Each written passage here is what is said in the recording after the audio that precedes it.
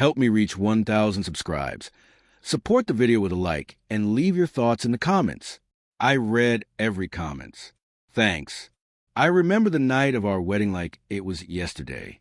The lights in the hall sparkled, the music swelled, and everyone was laughing, congratulating us. I should have felt the joy, the rush of finally being with the woman I had loved for years. But instead, there was a tight knot in my chest that I couldn't shake. I'm Daniel, 33, and I thought I knew everything about love. I thought I understood Lily, my wife, down to the smallest smile or glance. But the truth was I didn't, not even close. The honeymoon had been awkward, not because of exhaustion or nerves. I had expected that. I had expected a few tense moments, late-night jitters, a little shyness. But when I reached for her hand in bed, she recoiled. Just a flinch at first, subtle enough to dismiss. I laughed it off, thinking she was tired from the ceremony, from the planning, from everything. But it didn't stop. Night after night, the same avoidance, the same coldness. She would sleep on her side, back turned, arms crossed, a wall between us I couldn't break. At first, I tried to ignore it.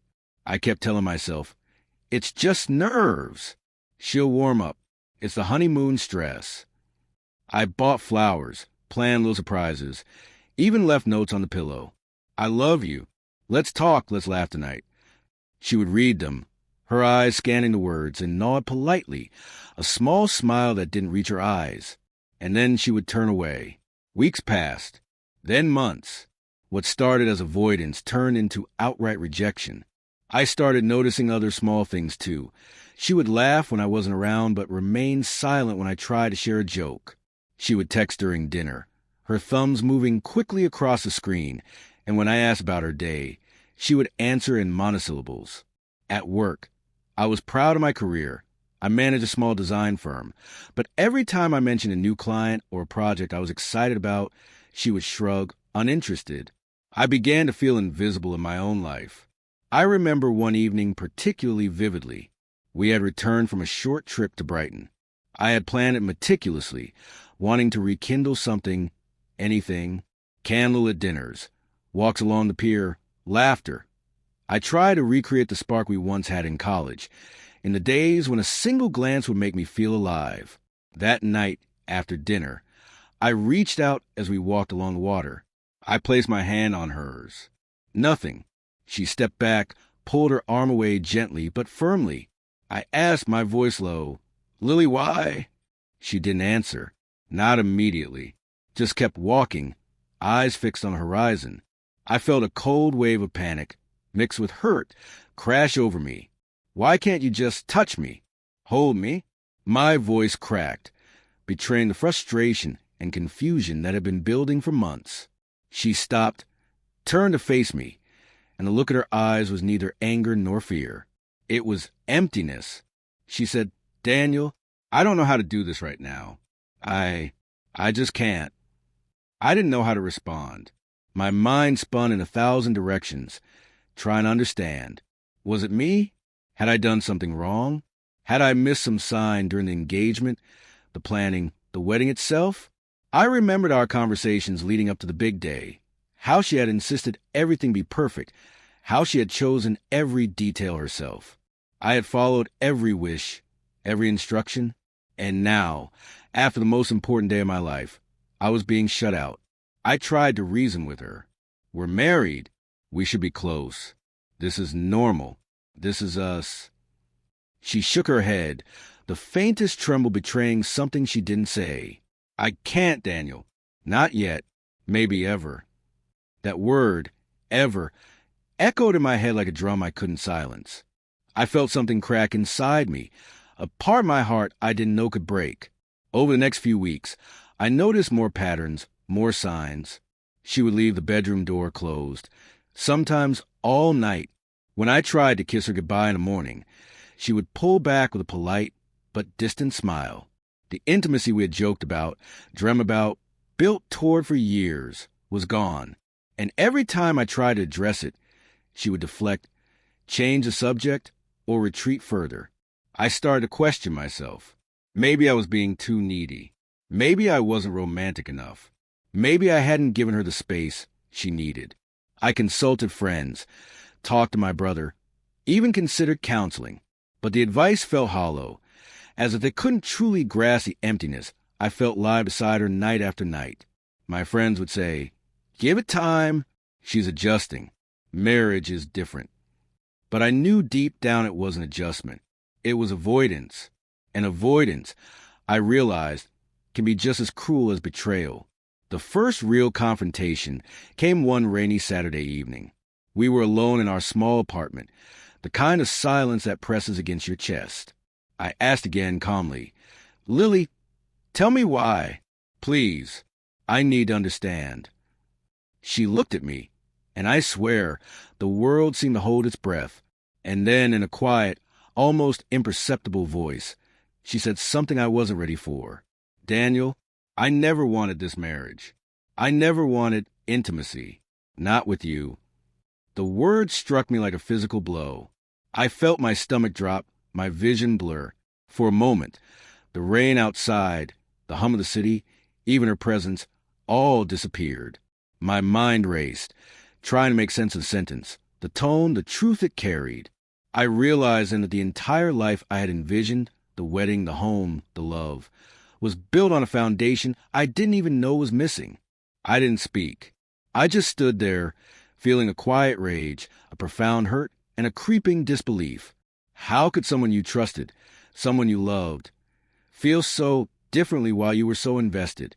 That night, I went to bed, lying awake, staring at the ceiling, the words echoing in my head, "Not with you, not ever." And in that stillness, I knew something had to change. The next morning, I woke up with a heaviness I couldn't shake. Lily was already gone, probably at work, her movements through the apartment as silent as ever. I sat on the edge of the bed, staring at the sheets, trying to process what she had said the night before. Not with me, not ever. The repetition in my mind felt like a hammer, each strike echoing louder than the last. I had loved her for years. I had imagined a life together that now seemed like someone else's dream, not mine. I made coffee and stared out the window, watching the city begin to stir. Every moment with her suddenly felt like a memory in reverse, moments I had taken for granted, moments that had meant nothing to her. I tried to call my brother, but my words wouldn't form. Instead, I poured everything into a journal, scribbling down the hurt, the confusion, the disbelief. Writing helped a little, but it didn't ease the ache. By mid-morning, I knew I couldn't continue like this. The longer I ignored it, the more it would consume me. I decided to confront the truth directly, not through anger, not through pleading, but by facing reality. I called her. She picked up on the second ring, her voice polite, distant. "Daniel." "Lily, we need to talk," I said calmly, trying to keep my voice steady. "I thought we already did," she replied, almost sighing. "No, last night wasn't a conversation. It was a declaration. I need to understand what you mean, and I need to understand where we go from here." There was a silence on the line, a pause long enough that I imagined her leaning against the kitchen counter, staring at the wall, maybe struggling with what to say. Finally, she spoke. I just can't do this, Daniel. I've never felt connected. Not really. And I didn't want to hurt you by saying it earlier, but now it's too late to pretend." Her words hit me like a wave, heavy and relentless. I felt a mix of anger, sorrow, and relief. Relief? Yes. Relief because finally, the truth was out.